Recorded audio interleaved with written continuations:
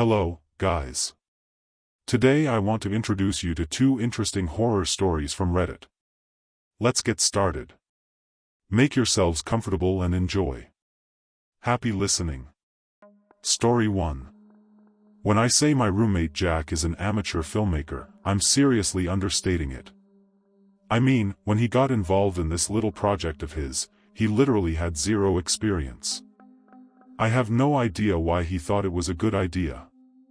Honestly, I don't understand how his brain works at all. It all started one boring evening in our dorm. It was a weekday, and we were way too lazy to do homework, so instead we decided to watch the Blair Witch Project. I swear, he must have been the last person on Earth who hadn't seen it yet. Apparently, it really hit him, because afterward he wouldn't shut up about it. Mostly about how he could probably make something like that himself and get famous. Forget college, man, I remember him saying. I can do this. How hard could it possibly be? I tried to bring him back down to reality, but he wouldn't listen. Luckily, after a couple of days, he dropped the idea. Or so I thought. As soon as we finished our final exams and the academic year ended, he came up to me and asked if I wanted to be in a new movie he was directing. Naturally, I said no. Do you even have a real camera? Or a script? I asked. Dude, relax, I've got everything, he replied, barely hiding a grin. It seemed like he genuinely thought this was some kind of get-rich-quick scheme. Just do it, okay? I don't want to pay an actor. I've already asked literally everyone I know, and I'm still missing one character. I don't know what insulted me more, that he expected me to do it for free, or that I was one of the last people he asked. But a few days earlier, I'd gotten some incredibly bad news. I didn't get accepted for the summer internship I'd been counting on. Feeling miserable, I decided to accept his offer. Why not? As it turned out, Jack wasn't lying when he said he had things figured out. He borrowed a pretty decent camera from his uncle and even found a filming location, a small abandoned coastal town in Italy. That alone made things a lot more interesting. There were two other guys involved, Wayland and Mick. I already knew both of them, but Jack knew them better. He managed to get us plane tickets through his girlfriend. She worked at the airport. On top of that, he arranged free lodging at a motel about an hour and a half away from the abandoned town. Apparently, the owner of the motel chain was a good friend of Jack's father. Surprisingly, everything was ready. A week later, we arrived and checked into the motel. At that point, I was still extremely skeptical about what this movie would turn into. Honestly, I expected the whole thing to fall apart within a week. Those thoughts only got worse when Jack admitted he hadn't written a script. What the hell? Wayland asked. So what are we supposed to do on camera? Just act natural, Jack replied. You think the Blair Witch Project had a script? Well, actually, it probably did, Mick chimed in. Jack ignored that. Doesn't matter. If we read lines, it'll sound fake. This town is creepy as hell anyway. Just play along with the atmosphere. Do you at least have some kind of story in mind? I asked. Yeah, sure. 4 friends filming their vacation in Italy. One day at a bar in a small town, they hear about an abandoned coastal village where weird stuff keeps happening. Being hardcore skeptics, they go check it out, and everything goes to hell. We don't even need monster props or anything. It's psychological horror. Something's clearly wrong, but no one knows what exactly. Just act scared, for God's sake. Mick and Wayland seemed satisfied, but I could tell deep down they thought it sounded like nonsense too. Whatever, I thought. At least I'd get a vacation out of it. For the first week, we just wandered around Sicily, got drunk in bars, and generally annoyed the locals. That was supposed to be the first act of the movie. The actual filming was completely unstructured. In other words, the footage looked like garbage. That's fine, Jack said while reviewing it. these parts don't really matter. He was the director, after all. Eventually, we decided to actually get serious. Jack had the idea to include a local in the film, with their permission, of course. We went into a bar in the town where we were staying and tried to set up a scene. Jack spotted a middle-aged man in the back of the bar, walked over, and tried to explain what we wanted. Halfway through Jack's painful attempt at speaking Italian, the man interrupted him. "All right, kid. I speak English. What the hell do you want?" Jack sighed in relief. "So we're filming a horror movie. For guys on vacation in Italy. In this scene, we're sitting at a table in a bar, talking about where to go next. One of us mentions an abandoned coastal town nearby. We decide it sounds fun. Then you jump in and warn us not to go, say something about a black-eyed demon or whatever. You'll do it for free, but if the movie takes off, I'll send you some money. Just give us your contact info." After Jack finished his rant, the man just stared at him with his mouth open for a moment, then scoffed. "You kids are brave," he said. Wayland raised an eyebrow. "What do you mean?" The man looked at us like we'd just done the dumbest thing imaginable. "So you're telling me you didn't bother learning anything before coming here?" We all shrugged. The man seemed to think for a moment before speaking again. "Well, I guess this is more of a local problem. Not many people even know about it. The news wouldn't report what really happened." "Wait, what? What do you mean?" I asked. He looked at us darkly. "There's a reason that place is abandoned. Officially, they say it was evacuated because of a fire. But only 2 houses actually burned down. No, everyone left because of what caused the fire. And it wasn't a stove. It wasn't arson. It was something you boys aren't ready to understand. I'd strongly suggest you stay the hell away from there." He turned back to the bar and went back to his beer. We stood there in collective shock. After a moment, Jack spoke again. "Dude, that was amazing. Could you say that again, on camera this time?" The man turned around. "Are you stupid or something?" He tossed some bills onto the counter and stood up. "This generation, you don't listen. That's why the news is full of stories about idiots like you getting yourselves killed. Just take my advice." And with that, he left. None of us wanted to admit it, but the conversation had shaken us. Jack brushed it off, saying the guy was just trying to scare us. Looking back, listening to Jack's mental gymnastics, trying to justify why this was still a good idea, was probably our biggest mistake. Anyway, we managed to film the bar scene with some other tourists. They didn't know anything about the town, so they made up a story about a crazed religious fanatic who performed a ritual there, and now the place drives anyone who enters insane. It actually worked pretty well. Still, the entire time we were filming, I couldn't help but notice the bartender watching us out of the corner of his eye. When we left, I could have sworn he solemnly shook his head. That should have been another sign to leave. But we didn't. We went back to the motel and planned the trip for the next day. The story we came up with was painfully generic. The guys go there, mess around for a few hours, nothing happens. As they're about to leave, they notice strange symbols painted on the walls and floor of one of the buildings. They keep coming back, things escalate, and eventually they start losing their minds. The movie was supposed to end with one of us standing in the water at night, twitching, backing away toward the camera. Sounds cliché, right? By that point, though, we were too far in to back out. The next morning, we drove there in a rental car. Google Maps took us most of the way, but for some reason the main road was blocked. We had to find a detour, which added almost 2 hours to the trip. That was annoying. Even more annoying were the wooden barriers surrounding the town. It looked like someone was genuinely trying to keep people out. That's when I started questioning the legality of what we were doing.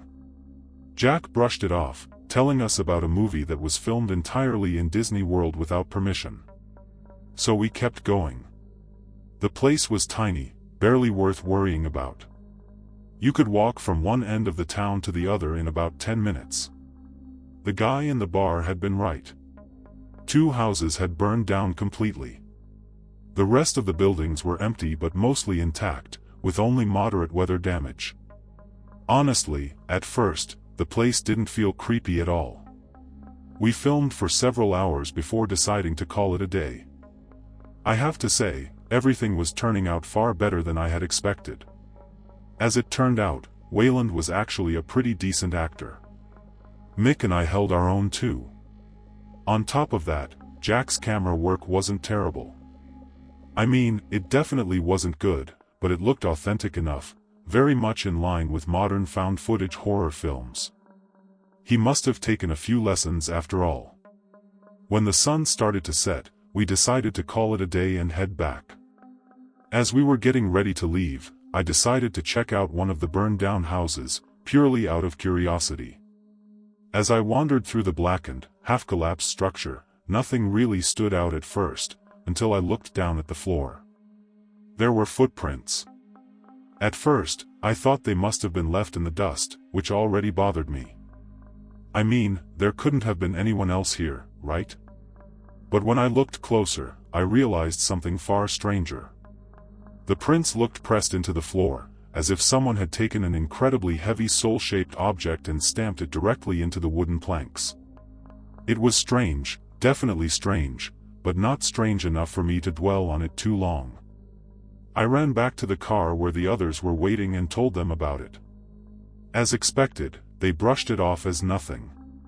And honestly, I told myself the same thing. For the next few days, nothing out of the ordinary happened. By that point, we had already filmed about 45 minutes of decent footage.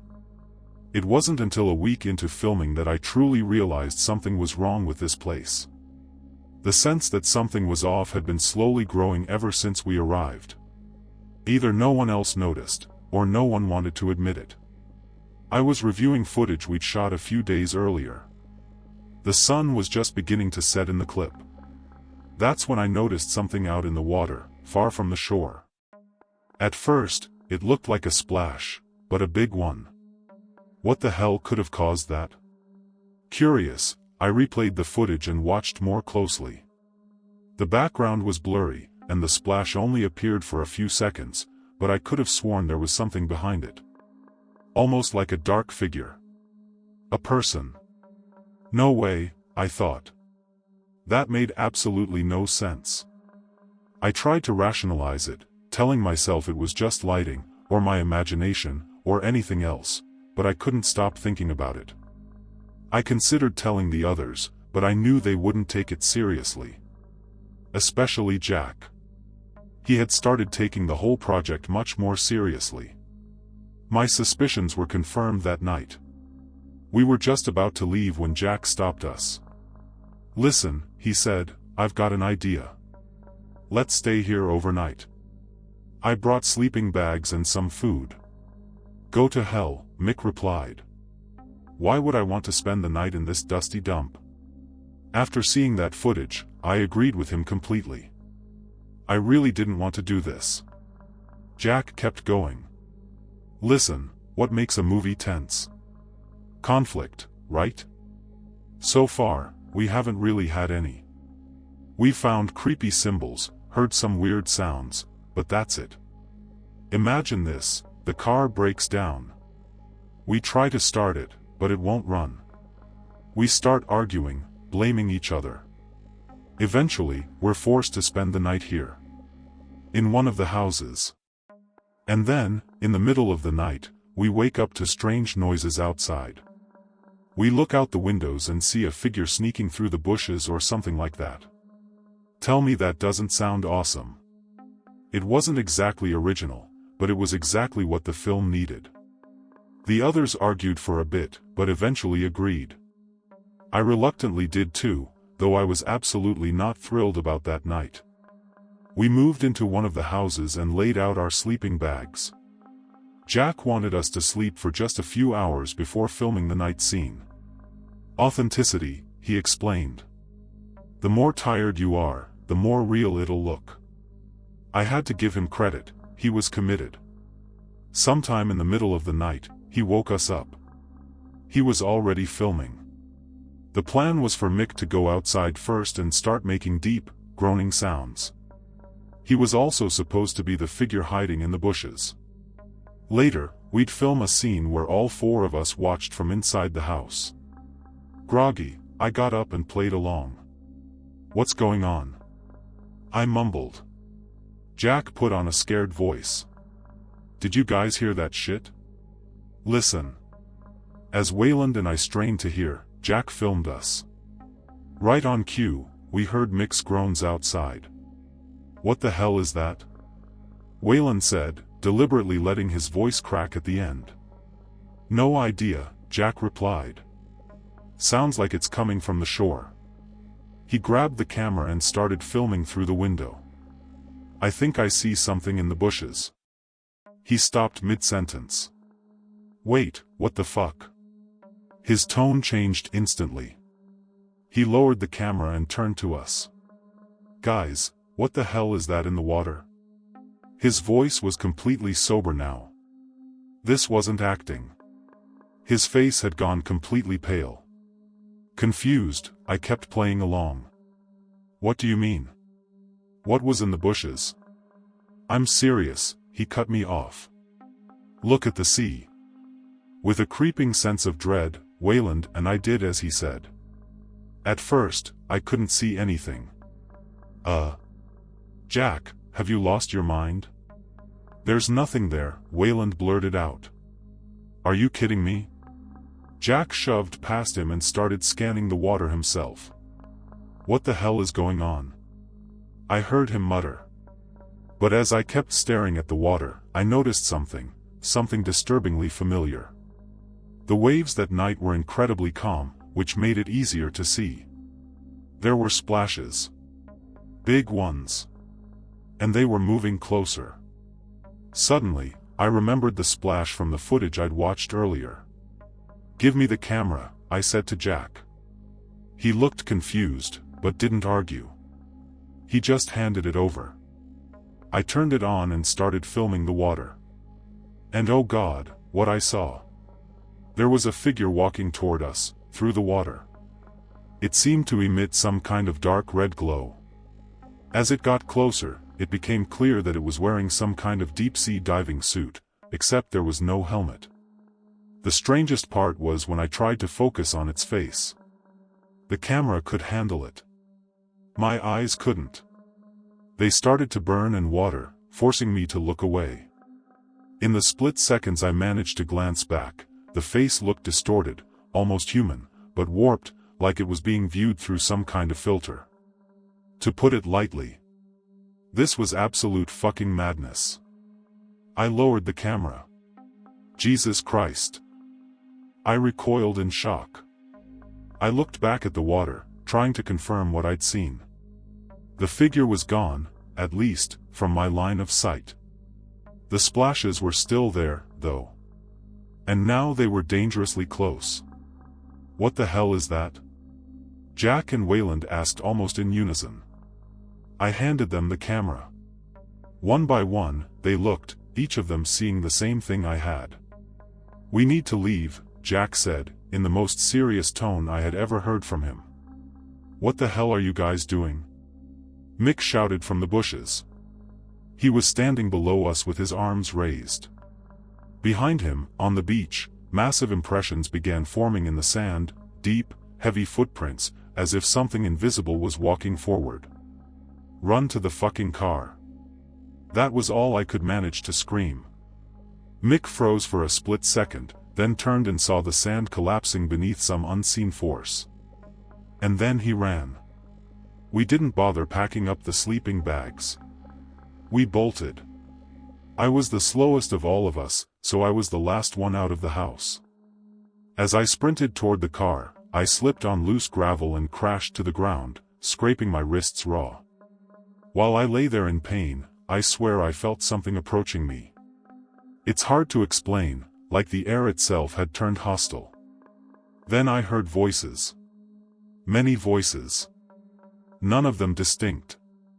They blended together into a horrible, overwhelming cacophony. And the worst part? I couldn't move. I remember trying to push myself up, but my arms barely moved, centimeter by centimeter. It felt like the ground was pulling me in. A few seconds later, I heard gravel crunching behind me. The closer it came, the more it felt like I was being dragged straight into hell. My vision started fading. Then, suddenly, a bright light flew past me and slammed into something behind me. The suffocating chorus of voices stopped instantly, replaced by a deep, guttural roar. I looked up. About 30 meters away stood Jack, holding a flare gun in one hand and the camera in the other. I didn't waste the chance. I jumped up and ran. I dove into the car, and we got the hell out of there. Right now, we're sitting in our motel room. No one has said a word. I mean, what the hell could we say? We've decided to end the trip early. As soon as morning comes, we're catching the first flight out. The others have finally fallen asleep. I can't. That feeling, that sinking terror as that thing moved toward me, I can't stop thinking about it. I almost feel it still. I picked up the camera and reviewed the footage. There was no way we weren't going to show this to someone. Maybe someone out there had answers. But when I played it back, the thing wasn't there. You can see the water splashing.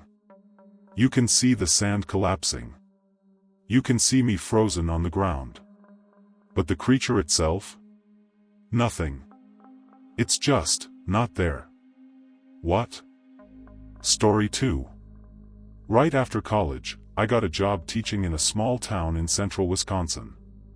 For my 10th grade creative writing class, I assigned a Halloween flash fiction exercise.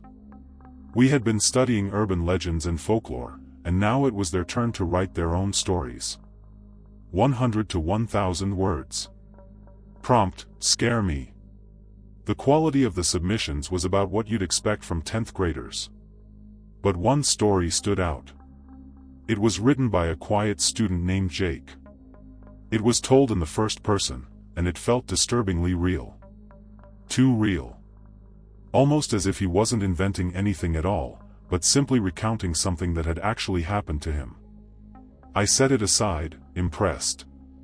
Kate's story was in the last stack. I remember reading it vividly. Sweat beaded at my temples. My red pen clicked in my hand. A strange sense of dread settled in my stomach.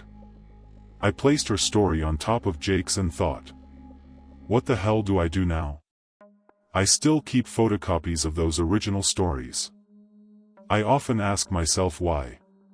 But there's something about them, how they intertwine, how raw and beautiful they are. I have a weakness for powerful student work, and it would be a shame to let these stories fade away. So I'll share them here, along with what followed. I love a good story. Jake's short story. My parents put Grandma Rosie in a nursing home when they said she started losing touch with reality. I thought it was cruel. But she seemed content. Content enough, I guess. I remember visiting her. She had an old wooden rocking chair facing the window. Outside, there was nothing but flat green fields. The green would fade with time, and when it snowed, white blankets stretched for miles. I don't know which season Grandma Rosie liked best. She didn't talk much. Mostly, she listened to her radio, always tuned to the same station. 89.1. But 89.1 never had a signal. Only static. Grandma Rosie listened to that static all day. Like she was waiting for the end. One day I brought her a box of chocolates. She was rocking slowly in her chair, wearing large headphones, staring at the falling snow. I wasn't sure she even knew I was there. I set the chocolates on a small table. And suddenly her hand shot out and grabbed my wrist. "Listen," she whispered. She leaned closer. I lifted one side of her headphones. Only static. I was about to speak when she covered my mouth. "Listen closer," she said. I tried. Nothing but more static. They're coming, she said. They're coming to take me. It scared me. I went home and told my parents, but they didn't think it was strange. I couldn't stop thinking about it. One night I couldn't sleep, so I called my friend Abby on our walkie-talkies. She lived across the street and somehow knew everything about 89.1. She told me it was an old legend in our town. To investigate it, you needed two things: a radio and a closet door left slightly open. Sit with your back to the closet. Tune the radio to 89.1. Listen carefully. At some point, through the static, you'll hear faint organ music, distant screams, the scraping of metal chains over gravel. The open door is an invitation. Keep your eyes closed. And only if your eyes stay closed, a figure will appear and drag you into the closet.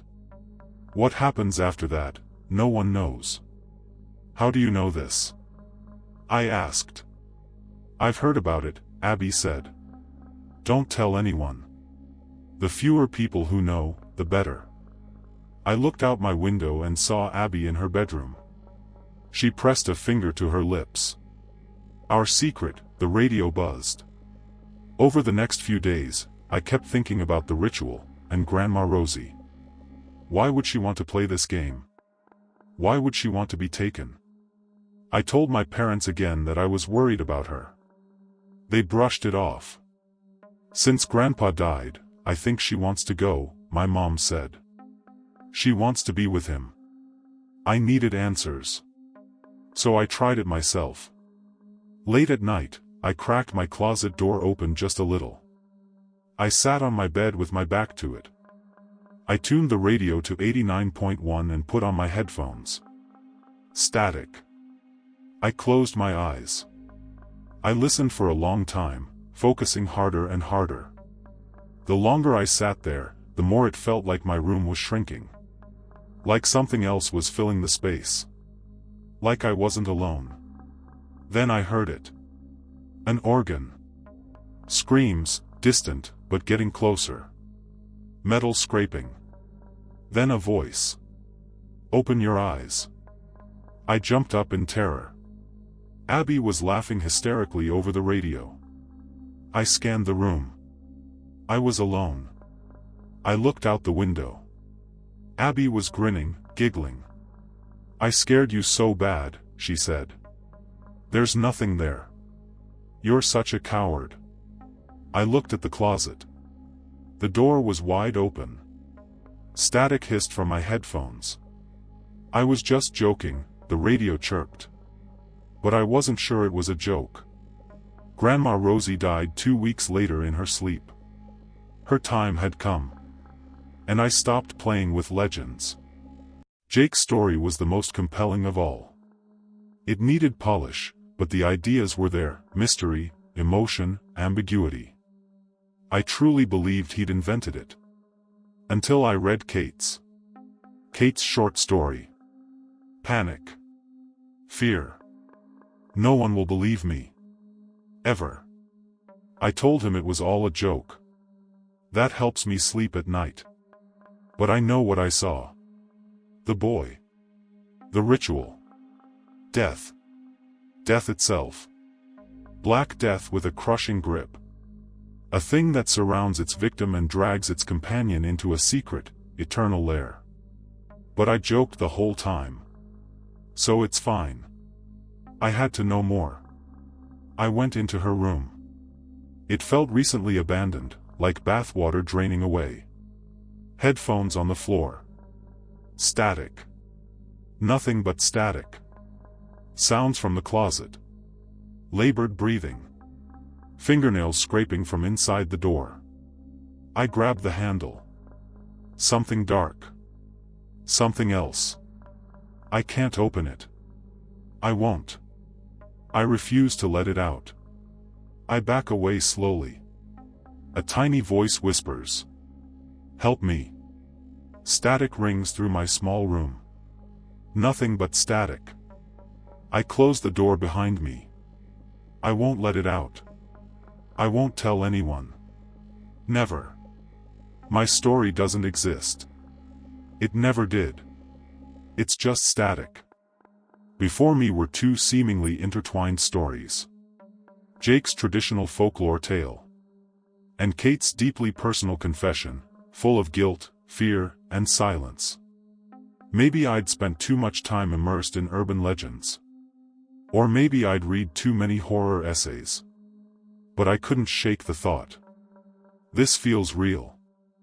A few days after Halloween, I kept Kate after class. I wanted to know more, specifically whether she was the character Abby in Jake's story, and whether her own piece was a confession about visiting that grandmother. I pulled out Kate's story and asked how she wrote it, what inspired her. She shrugged. I guess it's avant-garde. I was just experimenting with ideas. Did you like it? I nodded. It was an interesting piece, I said. Have you ever heard of 89.1? Kate asked. I tried to respond, but I froze. A few words caught in my throat, then Kate laughed. Oh my God, Mr. Patrick, it was all just a joke. Kate explained that she and Jake had planned everything together. They decided to write multiple perspectives of the same story, partly as a creative writing exercise, but mostly just to mess with me. None of it was real. It was a Halloween prank. We totally got you, Mr. Patrick, Kate laughed. I smiled awkwardly. It was a good prank. They really did get me. I told her I liked her work, encouraged her to keep developing her avant-garde style, and wished her a happy Halloween. But something still felt wrong. One night I was drinking with a veteran teacher, an English professor who taught freshmen. I was new in town, he was a sharp, seasoned mentor. I told him about the assignment and the stories Jake and Kate had turned in. He laughed at first, then paused. That's strange, he said. You said Jake and Kate claimed it was all a prank? They were inseparable in my class at the start of the year. Then, in the fall, they stopped talking completely, wouldn't even look at each other. Something happened between them. I guess they made up. Over the next few weeks, I watched Jake and Kate closely, in class and in the hallways. They never spoke. They never even made eye contact. I scheduled a meeting with Jake to discuss his story. I told him how much I liked his growth as a writer, especially his Halloween piece. I smiled and said their prank had really gotten me. Jake smiled awkwardly. Prank? Yes, I said. You and Kate.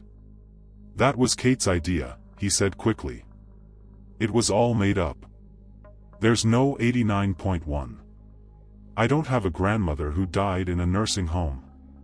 Everything in the story was completely fictional. I told him, well done, and encouraged him to keep writing. Still, something felt off, like I was missing part of the performance. Was it possible they were so committed to the prank that they wouldn't even speak at school?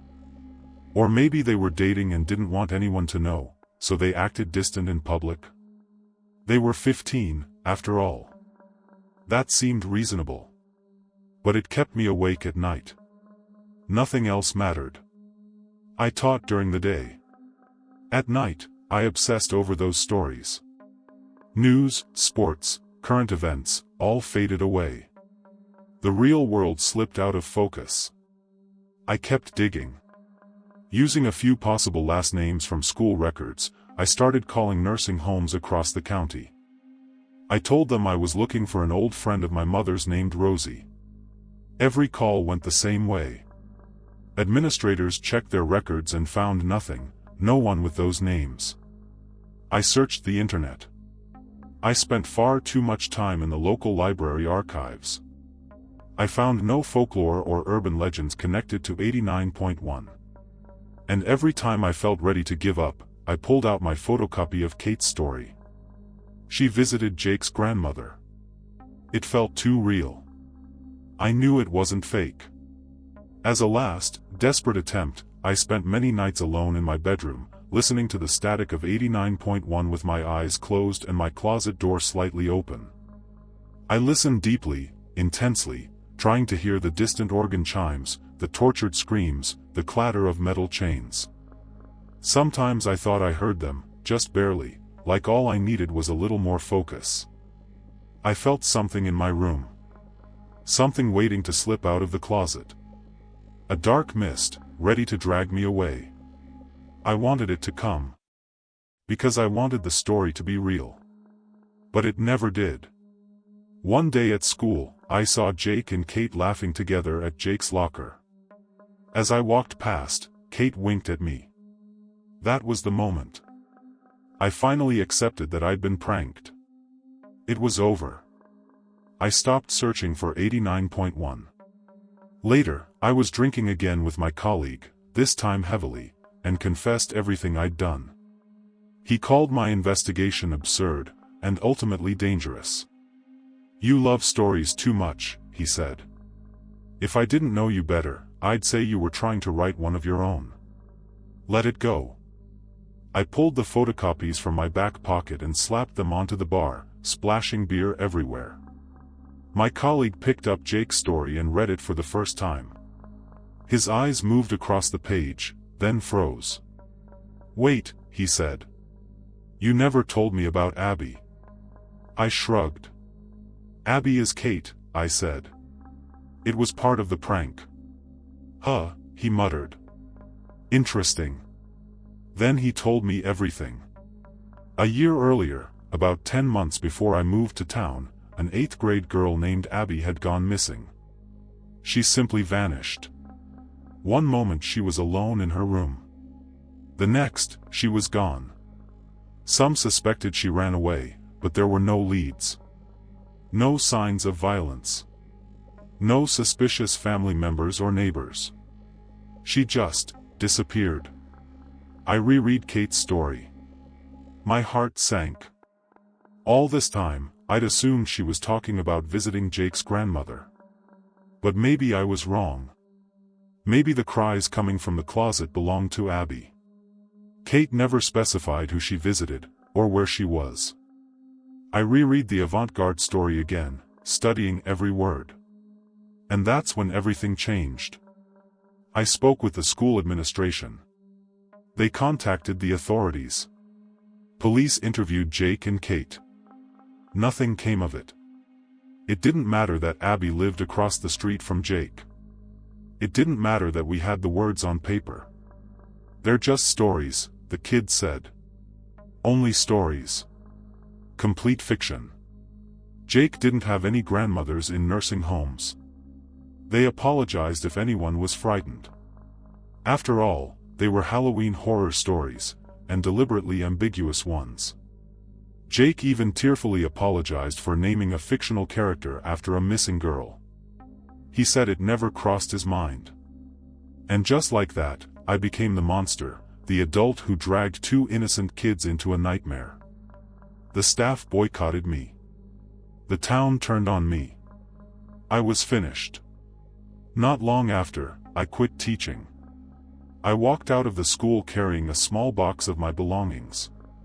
And Kate smiled at me knowingly through a first-floor window. I never saw her again. I didn't take much with me. But I kept the photocopies. From time to time, I pull them out and relive the past. Sometimes, late at night, something ignites inside me, a burning urge to return to that small town in Wisconsin. Maybe Grandma Rosie was a great-aunt the family called Grandma. Maybe she was an elderly family friend. Maybe I missed something, about Abby, about 89.1, about Kate's intentions. Maybe I could try the ritual a few more times, just to see what happens. Or maybe it's all nonsense. It's been 10 years. I'm probably the only one who believes there might be some truth in those stories. It's a waste of time. And yet, it still keeps me awake at night. That tiny chance that it's real. And more than wondering what actually happened to Abby and the grandmother, I keep thinking about one thing. If it is real, why did the children write it all down like that? I don't have a good answer. And I never will. I suppose, like me, they just really love good stories. My commentary. So yeah, those were the stories, guys. What do you think? Share your opinions in the comments, and now I'll say a few words from myself. As usual, I really liked the first story. Like, a lot. I could visualize everything so clearly. I just love stories where someone is filming paranormal stuff or other creepy nonsense on some crappy camera. I genuinely enjoy that kind of horror. It's fun, sometimes unsettling, sometimes genuinely creepy, why not? And overall, the way the story escalates into complete insanity, with invisible things, weird diver-like creatures, gurgling voices, footprints in the sand, was just awesome. I really liked the structure and writing style of the first story. It's easy to read, flows nicely, and everything is very easy to picture. I literally had images popping into my head while narrating it. So yeah, the first story absolutely slapped. Huge, massive like from me. Although, funny enough, at first, before I got to the part with the invisible beings leaving footprints, I actually thought that maybe the guy from the bar was messing with them. Like, maybe he decided to scare these guys on purpose. Put on a diving suit, swam around, followed them, made noises, just to freak them out so they'd finally leave. Maybe it was some ego thing for him, look how badly I scared these tourists. But nope. That theory fell apart completely, because whatever that thing was, it was invisible, left physical traces, made sounds, and didn't even show up on camera, except for the splashes and footprints. So yeah. Definitely not just a guy in a wetsuit. Long story short, I really liked the first one. Now, about the second story, it's kind of artsy, kind of weird. Nothing is clear, but it's interesting. Honestly, I'm still not sure I fully understood it the first time. When I first picked it, I just skimmed it and thought, yeah, this could be interesting. Then I actually read it properly during the recording. And if I understood it correctly, here's what I think is going on. There was a girl named Abby in this town who disappeared, apparently from her own room. And that same Abby appears in Jake's story as his friend, the one who tells him about the 89.1 frequency. What I didn't understand at first was the whole visiting the grandmother thing. Why did the teacher think Kate was visiting Jake's grandmother? At what point did that even become clear? I honestly feel like I either missed something or just didn't catch an important detail. The teacher assumes that Jake named Kate as Abby in his story. And then Kate, in her own story, writes from Abby's perspective in those fragmented, broken sentences, which I personally hate. I love full sentences. I really hate that one or two word, choppy avant-garde style.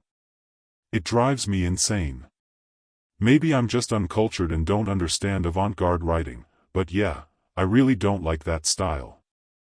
And by the way, Reddit is absolutely flooded with stories like that now, especially since 2023 and the rise of AI. It's getting harder and harder to find something normally written. Anyway, back to the lore.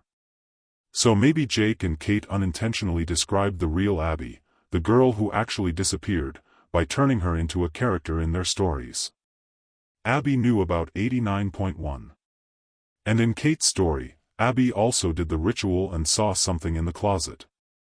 Or maybe it goes like this. In Jake's story, when he listens to the radio, Abby tells him the legend. When he actually tries it, Abby scares him over the walkie-talkie, and he just sees her laughing in the window. But then again, the closet door was open, even though he only left it slightly ajar. So maybe Abby, or Kate pretending to be Abby, somehow moved through the closet. Or something else did. Honestly, at that point I was completely confused. Nothing makes sense, but it's interesting. If you understood this story better than I did, and I understood basically nothing the first time, please explain it to me in the comments. What's the actual horror here? What are we supposed to be afraid of? Yes, the unexplained nature of it all is creepy. Yes, the overlap between the stories and the real disappearance is interesting. But for me, it felt underexplained. Overall, I've read other stories by this author that impressed me much more. I thought this one would work as a solid creepy story, but compared to the first one, the first story completely destroys it for me. That said, the second story is more artsy, more abstract, more confusing, and maybe that's the point. Now, here's the important part. While editing the video and listening to the second story again, I think I finally understood it. So if you were also confused like I was at first, here's my interpretation. The teacher initially thought Kate was visiting Jake's grandmother. That's why he imagined the headphones on the floor, the open closet, the scratching sounds, all happening in the grandmother's room, where she supposedly died. But actually, Kate was describing Abby's room. After Abby disappeared. Abby lived across the street from Jake. She probably knew both of them. And around the time Abby vanished, Jake and Kate stopped talking to each other, which matches what the older teacher said. So Kate went to Abby's room, maybe to check on her, maybe out of curiosity, and found the headphones playing static on 89.1. The closet was making noises. The sounds filled the room. A high-pitched voice begged for help. That voice could have been Abby. But maybe there was also something else in the closet, something Kate was afraid to let out. Or maybe she chose to leave Abby there. Either way, she closed the closet and left the room. That's why she says, "I won't let it out. I won't tell. Never." And later, the teacher realizes this and calls the police, because he finally understands that Kate wasn't talking about a grandmother at all. How did I miss that on the first read? No idea. So yeah, that's my final take. I might still be wrong. But the story makes way more sense to me now, and honestly, it's way creepier. Anyway, this was just an unscripted edition. Pure thoughts. What do you think? Write your opinions in the comments. And now, thank you very much for watching. Like and subscribe if you enjoyed it. Please leave a comment about the video, I'm asking you again. Thanks again for watching, and see you next time. Bye.